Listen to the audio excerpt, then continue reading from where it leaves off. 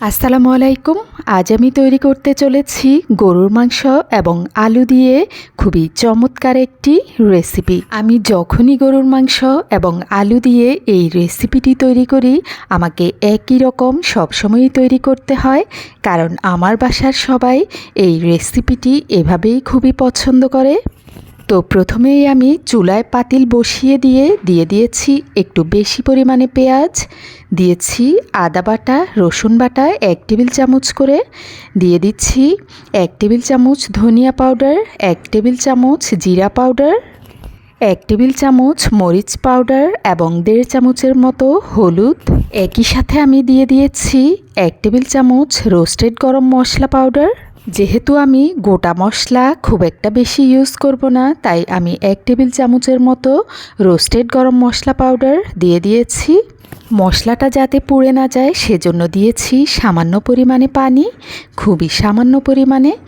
আর আলু দিয়ে গরুর মাংস রান্না করার জন্য আমি নিয়েছি চর্বিযুক্ত মাংস।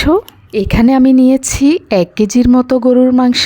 এতে চর্বির পরিমাণও ভালোই আছে।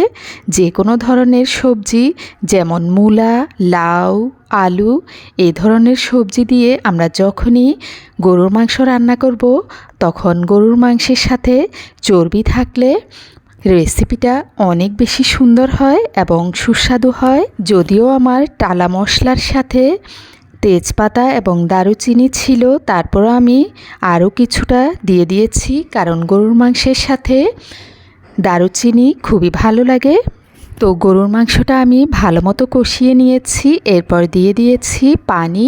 কষানোতেই আমার প্রায় 80% মতো মাংস সেদ্ধ হয়ে গিয়েছিল।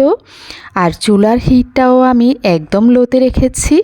বাকি 20% আমি আলু দেওয়ার পর ঢাকনা দিয়ে সেদ্ধ করে নিব। তো আলুটা গলা পর্যন্ত আমি ওয়েট করব। এদিকে আমি ভেজে নিচ্ছি বেরেস্তা। তো আমার আলুটাও গলে গিয়েছে, অর্থাৎ মাংসটাও প্রায় 90%-এর মতো গলে গিয়েছে। বাকিটা আমি পরে সেদ্ধ করে নিব। তো এদিকে আমি বেরেস্তা তৈরি করেছি, এর সাথে অ্যাড করেছি 3 টেবিল চামচের মতো টমেটো সস, সাথে দিয়ে দিয়েছি কাঁচামরিচ। এবার আমি আলু এবং মাংস পুরোটাই ঢেলে দিব এ পাতিলটাতে। ভালো মতো নেড়েচেড়ে মিক্সড করে নিব। আবারও ঢাকনা দিয়ে রান্না করব আরও 10 মিনিটের মতো। চুলার আগুনটা অবশ্যই লো হিটে রেখে আমি ঢাকনা দিয়ে রাখবো। দেখতেই পাচ্ছেন মাংসের কালারটা কতটা অসাধারণ হয়েছে। মাংসের কালারটাই শুধু সুন্দর হয়নি, খেতেও ছিল রেসিপিটি অসাধারণ।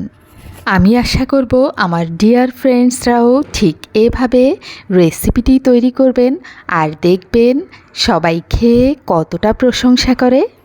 পুরো রেসিপিটি তৈরি করতে আমার সময় লেগেছে প্রায় 45 থেকে 50 মিনিটের মতো।